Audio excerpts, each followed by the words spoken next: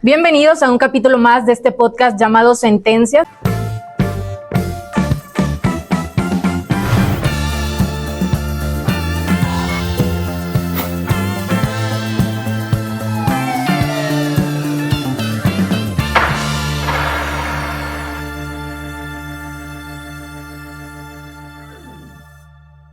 El día de hoy tenemos el placer de que nos acompañe un candidato más. En este caso, el día de hoy nos acompaña el licenciado Arístides Rodrigo Guerrero, quien es candidato a ministro de la Suprema Corte de Justicia de la Nación.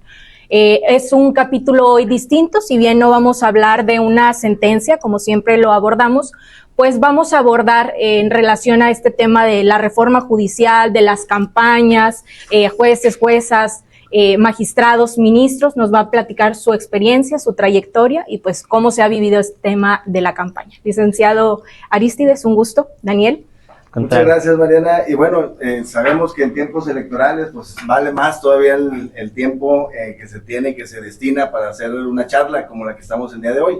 Y bueno, para empezar, eres según el candidato joven, la propuesta joven que va a la Corte. En cuanto a eso, ¿tú cómo te has sentido en contra de tus pares o en contra de los que ya tienen más tiempo dentro del Poder Judicial, o inclusive gente que está también dentro como candidato, pero ya de alguna edad mayor? Sí, pues yo muy contento para empezar, porque si bien ya no entro dentro del rango de juventud, claro, sí dentro, o para aspirar a ser ministro de la Corte, sí me encuentro dentro o soy el candidato más joven que va a llegar a la Corte del segmento de hombres. Del segmento de mujeres sí hay un par de candidatas que son más jóvenes, pero además también es una gran oportunidad para ver caras nuevas y creo yo también, ¿por qué no?, para empezar a revolucionar el propio Poder Judicial a través de nuevas tecnologías, y de eso voy a hablar en un momento más, porque no es algo que estoy poniendo solamente sobre la mesa, sino es algo que ya hice en su momento cuando fui comisionado presidente del Instituto de Transparencia de la Ciudad de México.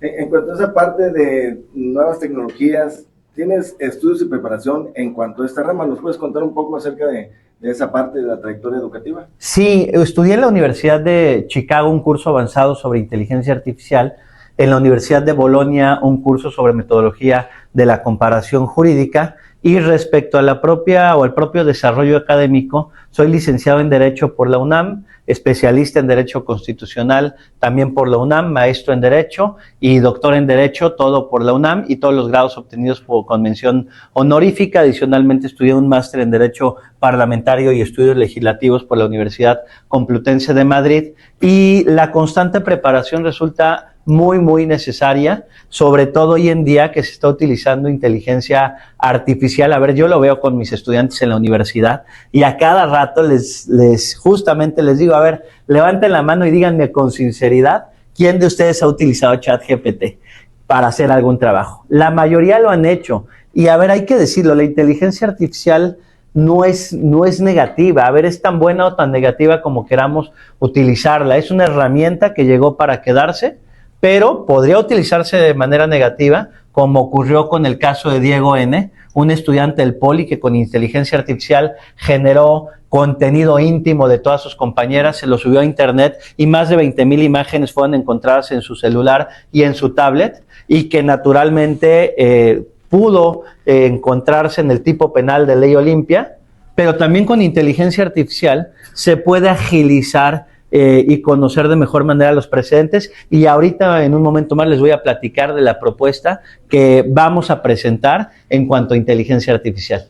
Candidato, ¿considera que se encuentre en alguna, digamos, desventaja tal vez ante sus contrincantes que tengan carrera judicial? No, porque también tengo carrera judicial. Okay. Fui secretario auxiliar, fui secretario de estudio y cuenta, fui director de jurisprudencia, adicionalmente comisionado y comisionado presidente del Instituto de Transparencia de la Ciudad de México. Pero adicionalmente, porque mucho se ha cuestionado acerca de la trayectoria, pero también de la certificación y exámenes que se realizan en la Escuela Judicial, yo sí pasé la certificación para ser secretario de estudio y cuenta por parte de la Escuela Judicial.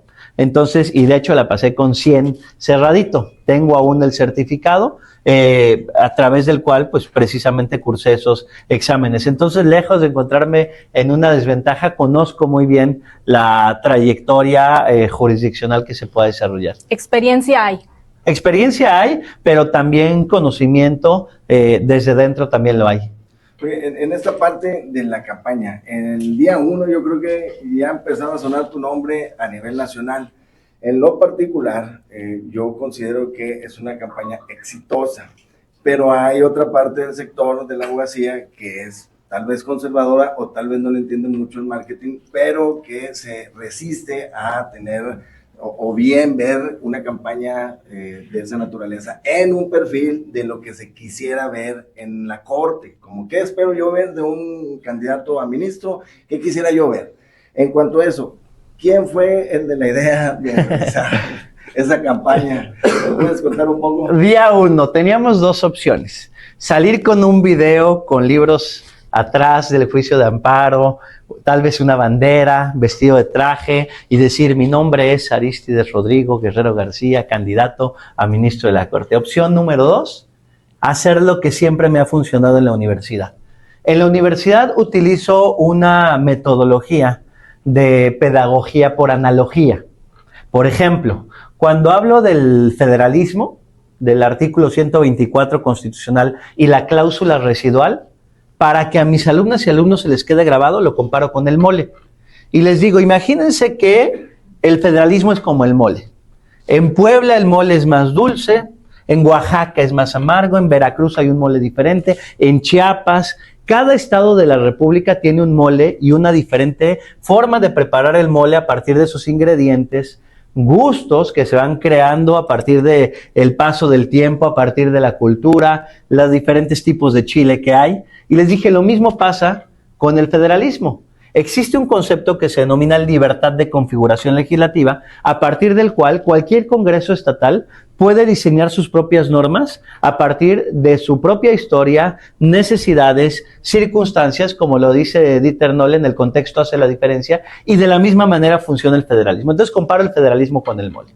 Después comparo, y se les queda muy grabado a los alumnos, la reforma constitucional de 10 de junio de 2011 en materia de derechos humanos. Recordemos que antes el artículo 1 constitucional señalaba que se otorgaban garantías individuales. A partir de las reformas se reconocen derechos humanos. Otorgar significa el Estado te da una dádiva, reconocer significa naces con derechos humanos y el Estado te los reconoce. Y para que se les quede más grabado a los alumnos y alumnas les digo, es como la canción de José, de amar y querer. Amar es sufrir, querer es gozar. Es diferente amar y querer, es diferente otorgar y reconocer. Entonces esta estrategia pedagógica por analogía me ha funcionado. 5, 6, 7 años después me dicen mis exalumnos, oye, me acuerdo muy bien, cada que estoy en una fiesta y escucho a José, me acuerdo de los derechos humanos. Y les digo, qué bueno que te sirvió de algo, ¿no? Y entonces pensé en lo mismo, dije, a ver, voy a utilizar una analogía que raye en lo absurdo. ¿Qué más absurdo que compararte con un chicharrón? Entonces dije, a ver, voy a comparar y voy a decir, ¿qué está muy preparado? O sea, ¿qué está? Y además en la UNAM venden unos chicharrones muy ricos, ¿no? Entonces dije, voy a decir, a ver, ¿qué está más preparado? ¿Qué puedo comparar? Y lo voy a llevar a lo absurdo, para que se quede grabado en la mente de quien va a ser el receptor de la campaña. Y entonces dije, un chicharrón. Estoy más preparado que un chicharrón. Y aparte lo dije hasta con orgullo, ¿no? Y la verdad es que sí creí que iba a tener un buen impacto en cuanto a difusión, pero no creí que llegara a viralizarse de tal manera y tampoco creí que me llamaran ministro Chicharrón. No crean que es cómodo después de tantos años de haber estudiado, de buscar escribir en libros, bueno, tener obra escrita, artículos de divulgación científica y que te conozcan por un chicharrón, pero tampoco me molesta. La verdad es que es algo que me lo tomo con humor, porque también creo que hay que aprender a reírse de uno mismo. Malo sí cuando lo utilizan para denostar. O sea, cuando alguien sí ya lo utiliza como un ataque directo, como burla, ahí sí ya no lo comparto. Y por eso no compartí cuando Lorenzo Córdoba llegó y dijo el chicharronero. Aparte me conoce, lo conozco. Nos encontramos en pasillos en la universidad. Creo yo que pudo haber sido crítico, sí, decir, a ver, creo que es una mala estrategia, o poder haber atacado alguna resolución y en el info, o pudo haber hecho cualquier comentario negativo, y es válido y es aceptable a la luz de la libertad de expresión. Pero además, cuando lo hace Lorenzo Córdoba, lo hace en un evento organizado por el Tribunal Electoral de Aguascalientes, que fue pagado con recursos públicos. Ya presenté una solicitud de acceso a la información para saber si cobró por esa conferencia, y entonces dije, a ver, si eres experto en derecho electoral, en un evento pagado con recursos públicos, no puedes hablar ni a favor ni en contra de una candidatura. Y por eso dije, bueno, voy a retar a un debate académico. Y le dije, vamos a hacer un debate académico. Tema número 1, si quieres, sistemas electorales a la luz de la gramática electoral de Dieter Nolen. Segundo tema, ¿quién debe ser el guardián de la Constitución? Debate Kelsen versus Smith. Tercer tema, futuro del Poder Judicial. En un principio había aceptado, pero luego se echó para atrás. Entonces, yo sí quiero debatir con Lorenzo Córdoba, vamos a hacerlo académicamente, y creo yo que ahí es donde se puede lograr un debate de altura. No un debate de denostar nada más y decir, es chicharronero o no es chicharronero, porque además yo respeto a quien vende chicharrón, porque me ha hecho muy feliz cada vez que compro un chicharrón con cueritos. Claro. ¿Qué opinión le merece respecto a esto algunos comentarios de servidores públicos del Poder Judicial de la Federación y poderes locales también, que pudieran considerar que tal vez este tipo de campaña o el enfoque que le está dando a la campaña pudiera como demeritar la carrera judicial o la profesión? Yo creo que demerita más la carrera judicial y demerita más al servicio público algún juzgador que haya cometido algún acto de corrupción, por señalar algún ejemplo. O sea, creo yo que utilizar una estrategia pedagógica no le hace absolutamente daño a nadie. Totalmente. Y sí creo que el ser abogadas o abogados, o más bien los abogados, vamos a hablar por nuestras sentencias. Y con mis resoluciones yo he hablado a través de las resoluciones del Info de la Ciudad de México, y ahí sí puedo decir mi récord de bateo es muy positivo, porque en alrededor del 85 al 90% de mis resoluciones, y eso sí lo pueden analizar estadísticamente, y eso sí vale la pena que esté sobre una mesa de debate, entre el 85 y 90% de mis resoluciones fueron a favor de la persona recurrente, de la persona solicitante. Entonces creo yo que más bien se debe hablar por o más bien se va a hablar de los ministros a partir de nuestras sentencias, el carácter técnico, que sean entendibles, que se utilice o más bien se haga uso de control de convencionalidad, tratados internacionales, conocimiento de sentencias de la Corte Interamericana de Derechos Humanos. Claro que hay que utilizarlas. Me gusta mucho, por ejemplo, Yatama contra Nicaragua para pueblos y comunidades indígenas, relativa a participación política. La última tentación de Cristo versus Chile, creo que también es otra sentencia emblemática. Naturalmente mexicanas, el caso Radilla Pacheco es uno de tantos. La misma Valentina Rosendo Cantú versus el Estado mexicano también es otro caso de los que pueden ser emblemáticos. Campo Algodonero. O sea, sí creo que vamos a hablar a partir de nuestras sentencias, no a partir de lo que se pueda decir que les gustó o no les gustó de una campaña política. Además, mi campaña, y lo digo siempre con mucho respeto para todos mis colegas integrantes del propio Poder Judicial, es una campaña pensada para la sociedad, y también tan ha funcionado que desde Tabasco, cuando llegué a Tabasco, a una comunidad de pescadores, ya inmediatamente ya me identificaban. En Baja California, en San Quintín, ya me identificaban. Es más, se acercaban y me decían, ¿me puedo tomar una foto? Me gustó lo del chicharrón y llamó mucho la atención. Pero además hay que ser disruptivos, hay que salir de la caja y hay que acabar también con ese modelo acartonado que tenemos de las y los abogados. Fíjate que ahorita que dices en Tabasco, pero yo recuerdo un video donde te vi en Chiapas, pero traías una vestimenta pues, endémica, ¿no? Ahí nos puedes comentar qué pasó ahí en ese video, en la comunidad, ¿cómo se llamaba? Es bien bonito, Tenejapa, en Chiapas. Es muy bonito porque además primero te reciben, te presentan ante el bastón de mando, entre todos hacen una reunión y ellos deciden si te aceptan o no te aceptan como parte de la comunidad. De hecho, fue arriesgado iniciar campaña. ¿Por qué? Porque pudieron haber dicho, ¿sabes qué? No sentimos una afinidad hacia ti y aquí se acaba todo. Pero no, cuando te aceptan, te empiezan y te invitan a vestirte con el traje tradicional. De hecho, ellos mismos lo dicen, te vamos a regalar parte de nuestra alma. Qué bonito, te vamos a regalar parte de nuestra alma.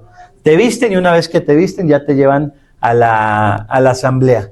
Y entonces fuimos a la asamblea, la verdad es que una experiencia muy bonita, incluso me platicaron cómo se imparte justicia, estuvimos en San Juan Chamula también después, y nos platicaban nosotros, seguimos un proceso oral, las dos partes, llegamos a una solución, y yo les preguntaba a ellos, bueno, una vez que llegan a una solución, quiero pensar que anotan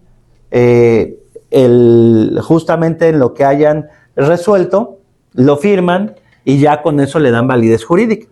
Y se me quedaban viendo bien raro en San Juan Chamula y me dijeron, no, aquí no lo firmamos y lo ponemos en un papelito. Para nosotros la palabra vale. Y para nosotros es más importante la palabra que un papelito. Es la cosmovisión de los pueblos y comunidades indígenas. Y entender y reconocerlos como parte de, creo que también es o fue uno de los grandes motivos de la reforma al Poder Judicial.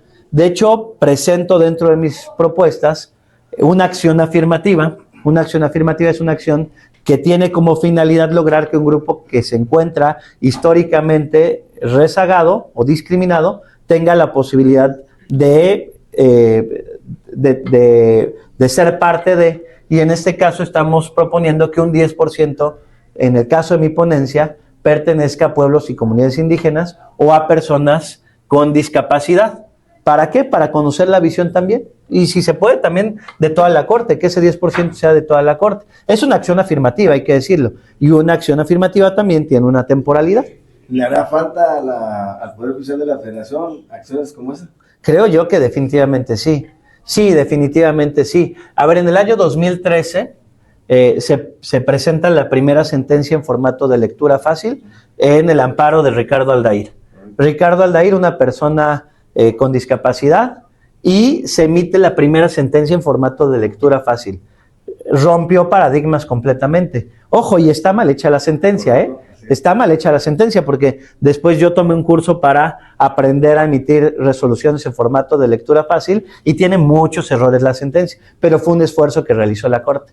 Hoy en día, naturalmente, resulta necesario sí juzgar con una perspectiva de inclusión, así como existe un protocolo para juzgar con perspectiva de género, sí creo que se necesita un protocolo para juzgar con una perspectiva humanista o de inclusión, principalmente enfocado a personas con discapacidad. Insisto, sentencias en formato de lectura fácil, y eso incluso hasta en eso nos puede ayudar la inteligencia artificial. Okay. Dentro de, digamos que estas propuestas, ya pasando a las propuestas, ¿qué nos podrías decir o compartir así que de tu ponencia una vez llegando a la Suprema Corte de Justicia de la Nación se propondría y qué harías en la Corte? Voy a crear el Spotify de la justicia. El Spotify de la justicia. Nos va a hacer la competencia. Pues ahí les vamos a hacer la competencia.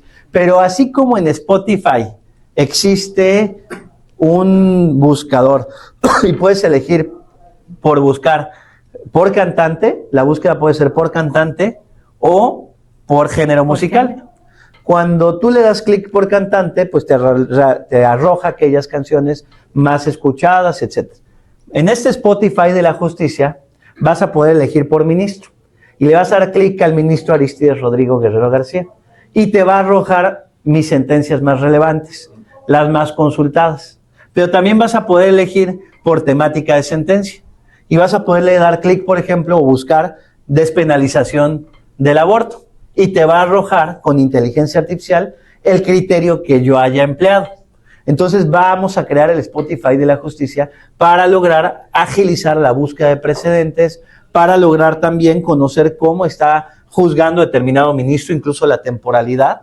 Y este Spotify de la justicia, vean, acabo de utilizar una analogía para que se nos quede grabado. Así como utilicé el chicharrón, estoy utilizando la palabra Spotify para dar todavía mayor claridad a lo que estamos proponiendo. Entonces vamos a crear el Spotify de la justicia, vamos a utilizar inteligencia artificial, pero de manera responsable y positiva. Yo siempre les digo a mis alumnas y alumnos, a ver, está bien, vamos a aprender todos a utilizar ChatGPT, pero que el ChatGPT no nos sustituya. Y les pongo el ejemplo, la calculadora se inventó por ahí de 1960. Hoy en la primaria a las niñas y a los niños se les sigue enseñando a sumar, a restar, a multiplicar y dividir de manera manual. ¿Por qué? Porque se genera un pensamiento lógico-matemático. Claro. De la misma manera a mis estudiantes yo les digo, hay que aprender a escribir, a argumentar, porque generamos un pensamiento lógico-jurídico. Y de esta manera vamos a evitar que pase como el abogado de Estados Unidos, que va a perder su cédula profesional porque hizo un escrito utilizando ChatGPT, citó precedentes que no existían, y de esta manera yo lo que quiero evitar es que sea la inteligencia artificial la que redacte una sentencia. Yo no estoy a favor del juez robot, no estoy a favor de sustituir al secretario de Estudio y Cuenta por un robot. Simplemente la inteligencia artificial nos puede servir como un mecanismo de búsqueda de precedentes, de control de calidad, pero yo no quiero justicia artificial y yo no quiero ser un ministro artificial. Es importante siempre sí utilizar nuevas tecnologías, pero de manera responsable, y que siga siendo el secretario de Estudio y Cuenta, el ministro, quien estudie el fondo de la sentencia. En cuanto a, ahorita tocaste un tema de los abogados, y en el país hay muchos colegios de abogados. ¿Colegiación obligatoria consideras que es necesaria, indispensable o no? A ver, sí creo que es importante que entre las y los colegas abogadas y abogados, pues nos estemos compartiendo diferentes criterios, y esto se hace a través de los diferentes colegios de abogadas, de abogados. Por ejemplo, me encuentro yo dentro de la Asociación de Doctores en Derecho. He participado en diferentes colegios de abogados, me han invitado como ponente, pero no necesariamente estaría por la obligatoriedad.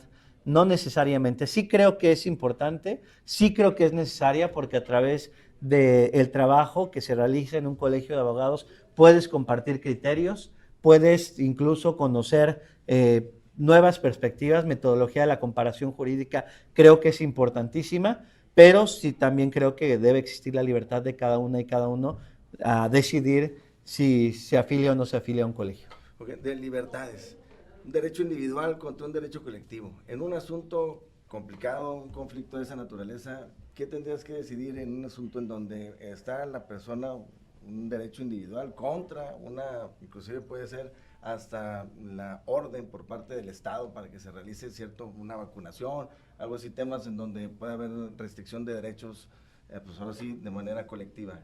¿Qué opinión? Yo creo que como ministro de la Corte y como abogado, siempre hay que atender al caso en concreto y con el expediente enfrente. O sea, no hay derechos absolutos, dependiendo del contexto, ver especificaciones del caso que se ponga sobre la mesa, es a partir de ello que se puede tomar una decisión. O sea, no me atrevería yo a generalizar y decir aquí este o aquí el otro. Recordemos que existen diversas metodologías al momento de juzgar, entre ellas existe el propio test de proporcionalidad.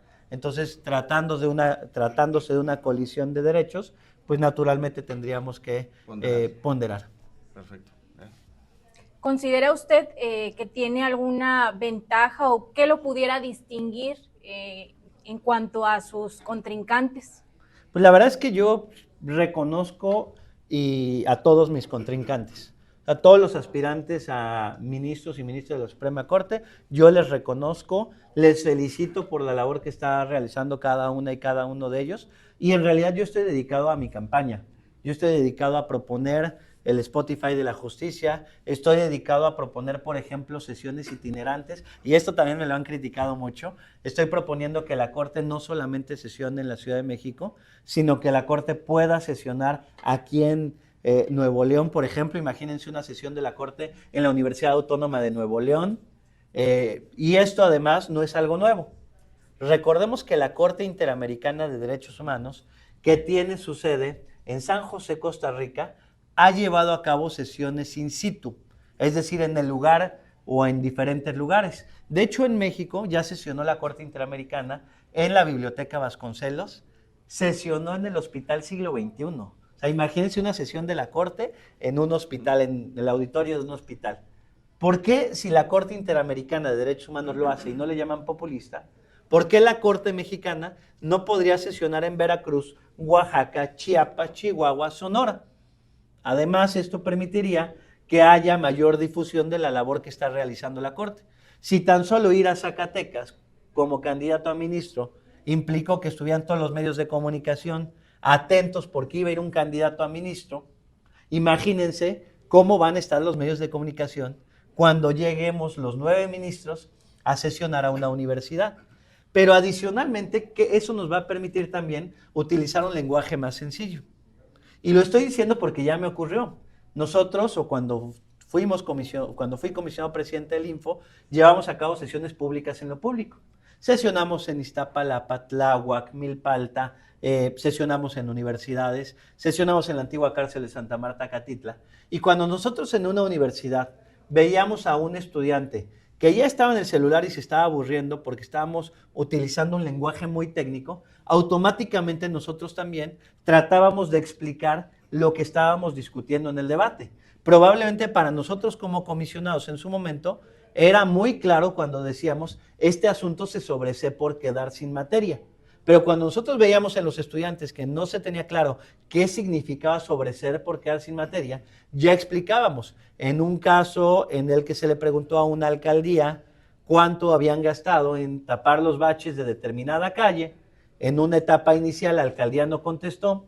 Como la alcaldía no contestó, se presentó un recurso de revisión, que es una herramienta jurídica para atacar la no contestación o el silencio de la autoridad. Y una vez que se estaba resolviendo el recurso de revisión, la alcaldía ya proporcionó la información. Como la litis era la información de cuánto había costado tapar el bache, en consecuencia se extingue el motivo del por cual se presentó el recurso de revisión.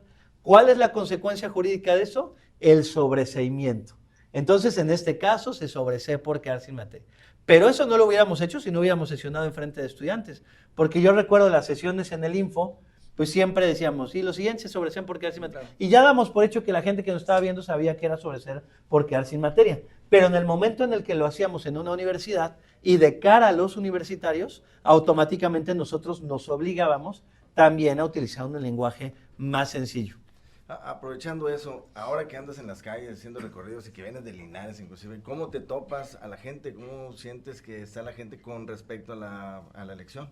Pues la verdad es que ahí sí llego con una buena ventaja, porque desde que me siento en alguna mesa, ya sea con pescadoras y pescadores, ya sea con trabajadores de la industria maquiladora, acabo de estar en Tamaulipas y estuve con ellos, ya desde que me siento ya rompí hielo, porque dicen ese es el chicharrón, y ya inmediatamente, ya automáticamente se rompe esa barrera. O sea, ya no hay una barrera en la que digan, este cuate, o esa barrera de seriedad o de pena que se genera, pues a todos nos ha pasado, cuando llegamos a una mesa, nos sentamos por primera vez con alguien, pues inmediatamente hay una barrera natural.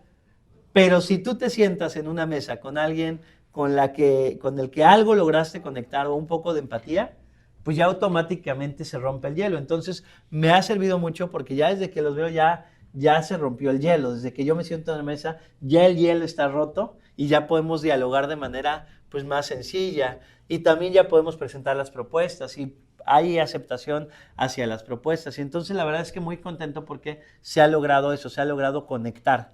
Creo que lo más importante en una campaña es lograr conectar, es lograr emocionar, y eso es lo que estamos haciendo y lo hemos estado logrando.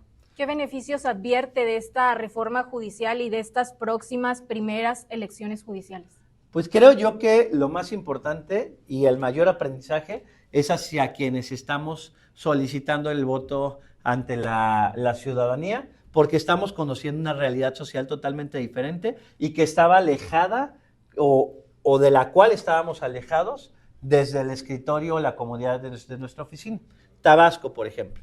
Tabasco, me reúno con la comunidad de pescadoras y pescadores y me platican que en Tabasco hubo un derrame petrolero de una empresa británica y que además generó un daño al medio ambiente.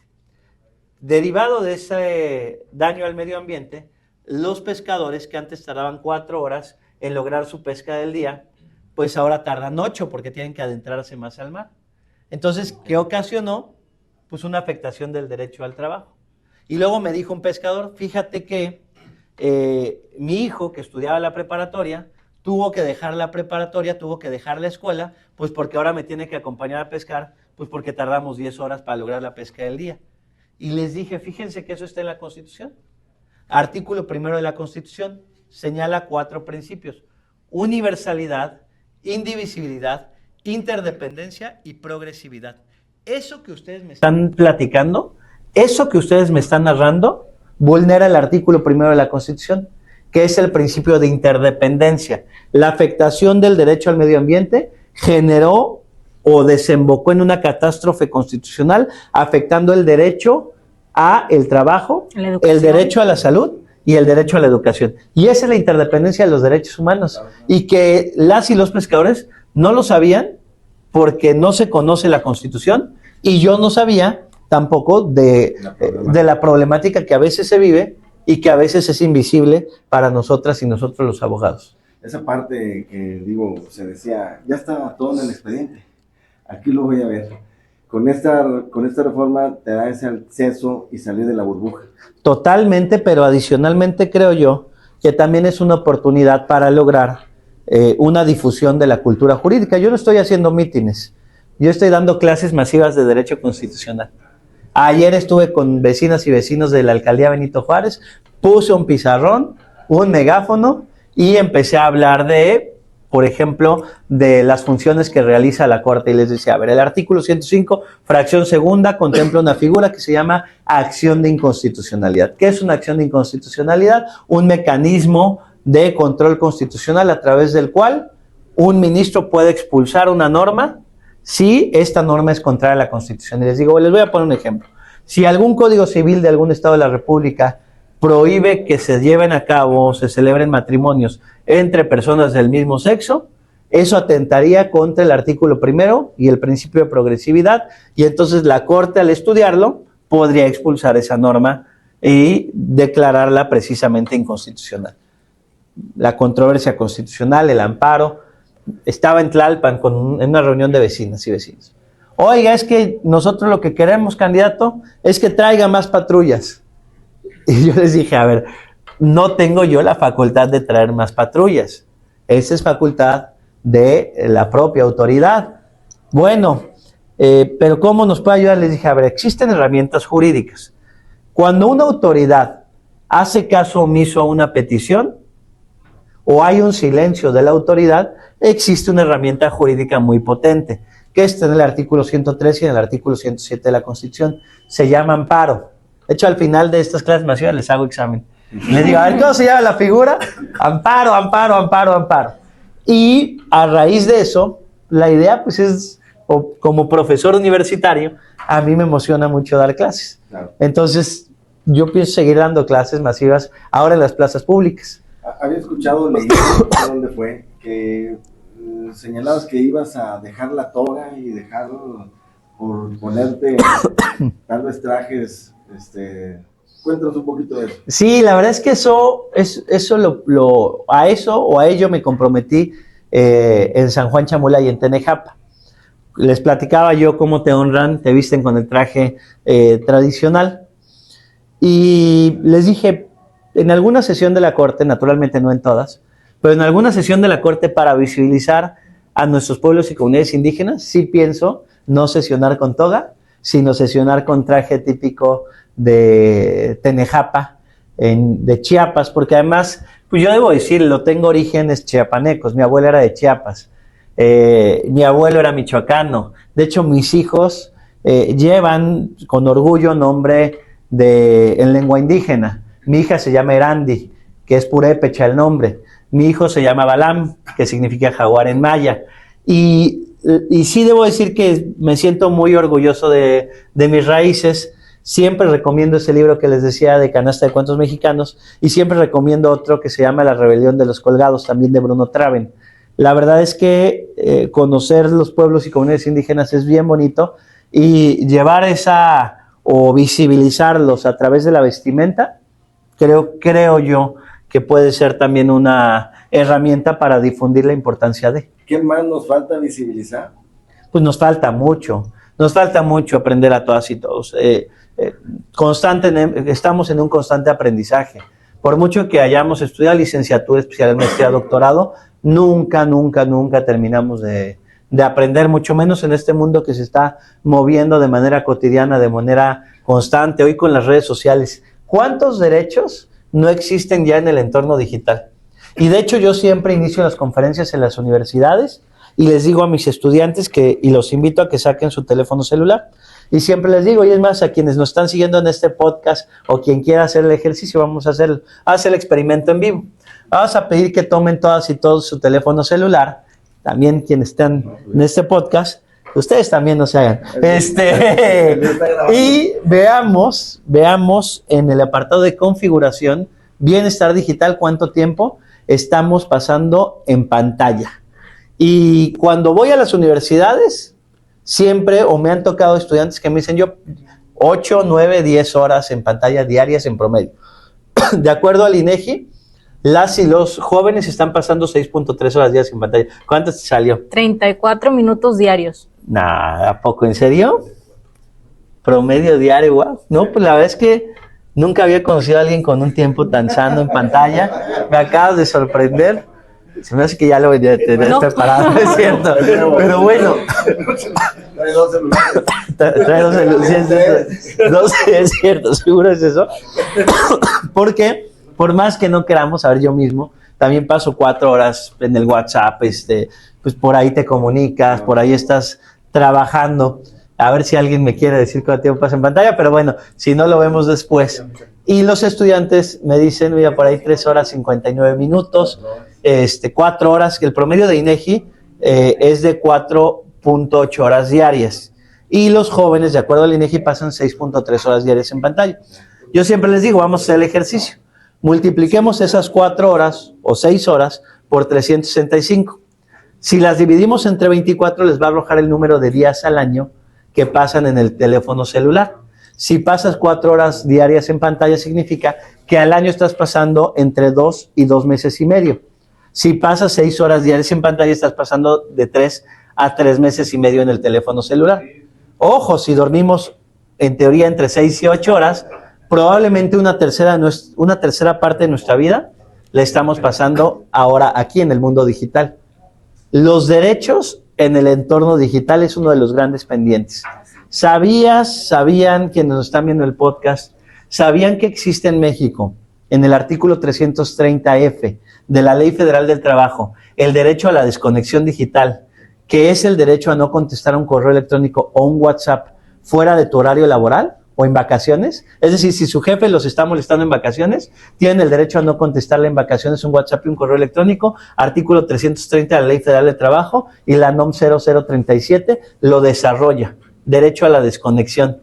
¿Cuántas sanciones en México tenemos por el incumplimiento de este derecho? Ninguna, porque no se conoce este derecho.